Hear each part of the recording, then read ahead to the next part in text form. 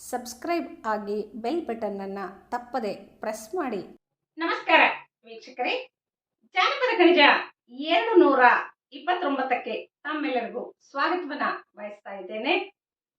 ಅಡ್ಡ ಗುಡ್ಡವು ಚೆಂದ, ದೊಡ್ಡರಳಿ ಮರ ಚೆಂದ. ಅಡ್ಡ ಗುಡ್ಡವು ಚೆಂದ, ದೊಡ್ಡರಳಿ ಮರ ಚೆಂದ. ಗಿಡ್ಡಿ ನಿನ ಕೈಗೆ ಬಳಿ ಚೆಂದ, ಗಿಡ್ಡಿ ನಿನ ಕೈಗೆ ಬಳಿ ಚೆಂದ ನನ್ನ ಗೆಳತಿ. ಒಡ್ಯಾಣ ಚೆಂದ ನಡೆದಾಗ, ಗಿಡ್ಡಿ ನಿನ ಕೈಗೆ ಬಳಿ ಚೆಂದ ನನ್ನ ಗೆಳತಿ. ಒಡ್ಯಾಣ ಚೆಂದ ನಡೆದಾಗ. ನಮ್ಮ ಜಾನಪದ ತ್ರಿಪದಿಗಳಲ್ಲಿ ಬರೀ ಬದುಕಿನ ಜಂಜಾಟಗಳ ಒಂದು ಸುರಿಮಳೆಯೇ ಇದೆ. ಅದ್ರ ಜೊತೆಗೇನೆ ಒಂದಷ್ಟು ಪ್ರಣಯ ಪ್ರಸಂಗಗಳು, ಪ್ರೇಮ ಪ್ರಸಂಗಗಳು, ಸರಸ ವಿರಸದ ಮಾತುಗಳು, ಅವುಗಳನ್ನು ಸಹ ಅವರು ತ್ರಿಪದಿಗಳ ಮೂಲಕ ಕಟ್ಟಿ ತಮ್ಮ ಅನುಭವವನ್ನ ಹಂಚಿಕೊಂಡಿರುವಂತಹದ್ದನ್ನ ಇಂತಹ ತ್ರಿಪದಿಗಳಲ್ಲಿ ನೋಡುತ್ತೇವೆ. ಮನುಷ್ಯ ಅಂದ್ರೆ ಎಲ್ಲವೂ ಇರಬೇಕು. ಜೀವನ ಅಂದ್ರೆ ಸರಸ ವಿರಸ ಸಮರಸಗಳ ಮೇಳೈಸುವಿಕೆಯೇ ಬದುಕು.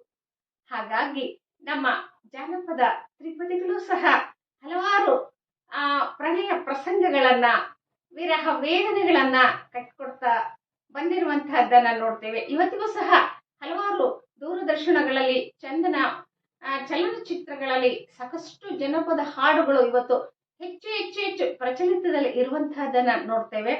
ಅದು ಯಾಕೆ ಅಷ್ಟೊಂದು ಪ್ರಚಲಿತವಾಗಿ ಬರ್ತಾ ಇದೆ ಅಂದ್ರೆ, ಅವ್ರು ಬಳಸ್ತಕ್ಕಂತಹ ಬಹಳ ಸರಳವಾದ ವಸ್ತುಗಳನ್ನ, ಅವರು ದೊಡ್ಡ ಸಾಹಿತ್ಯದ ಒಂದು ಮೇರು ಪರ್ವತಕ್ಕೆ ಅವರು ಯಾವತ್ತಿಗೂ ಹೋಗಿಲ್ಲ. ಬಹಳ ಸರಳವಾದ್ದು, ತಮ್ಗೆ ಹತ್ತಿರದಲ್ಲಿ ಇರ್ತಕ್ಕಂತಹ ವಸ್ತುಗಳನ್ನ ಅವರು ಉಪಮೇಯ ರೂಪಕಗಳ ಮೂಲಕ ಕಟ್ಕೊಟ್ಟಿರುವಂತಹದ್ದು ಆ ಜನರ ಮನಸ್ಸನ್ನ ಬೇಗ ಮುಟ್ತದೆಯೇನೋ ಅಂತ ಹೇಳಿ ನನಗೆ ಅನಿಸ್ತದೆ.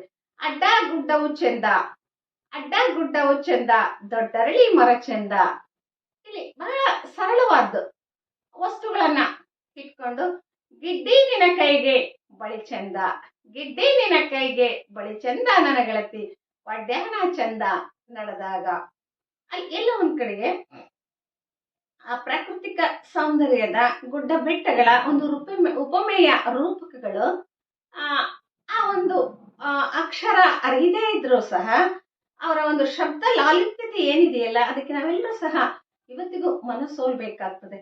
ಹಾಗೆ ಅಡ್ಡ ಗುಡ್ಡವ ದಾಟಿ ಕದ್ದು ಕಣಿವೆಯ ದಾಟಿ, ಅಡ್ಡ ಗುಡ್ಡವ ದಾಟಿ ಕದ್ದು ಕಣಿವೆಯ ದಾಟಿ, ಬಿದ್ದೋಡಿ ಬಂದೆ ನಿನಗಾಗಿ ಎಲೆ ಹುಡುಗಿ, ಬಿದ್ದೋಡಿ ಬಂದೆ ನಿನಗಾಗಿ ಎಲೆ ಹುಡುಗಿ.